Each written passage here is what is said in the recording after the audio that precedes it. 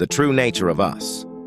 I'd followed him for miles, and now, here, he was so close, I could almost reach out and grasp him like I'd done so often when we were children. David had disappeared. Gone in the middle of the night? Or maybe he'd never come home from his trek to the cave. Either of these things could be true. My parents, consumed with grief and guilt, pleaded with the authorities to find him. "Bring him back to us, please." The police declared him missing and then did no more. My brother had not been happy for a long time.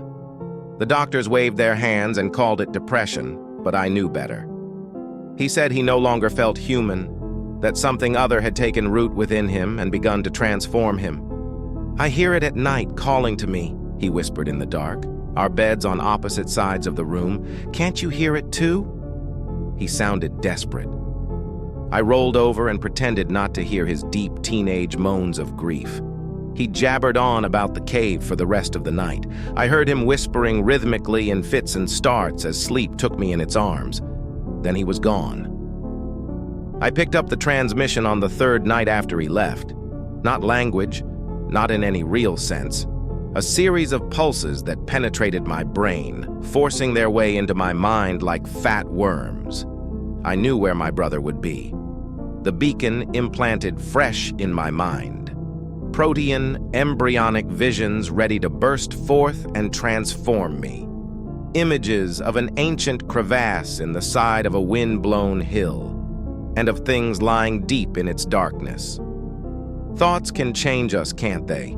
We are nothing if not our minds made flesh. I found his face at the foot of the cave, slaked off like a mask or the surplus scale of a fish. The acne on his right cheek, the small white tip of a scar at the corner his left eye. Further inside, wreathed in shadow, his scalp lay upon the soft black soil. A slithering sound came from the cave's mouth. Scents of moss and organic rot fogged my mouth and nose. I salivated. "You heard it," he whispered with a mouth no longer human. "Didn't you?" David moved along the wall of the cave. Ripples of light reflected off his glistening body, skin translucent and shiny. He had the approximation of a human form, but was now something new.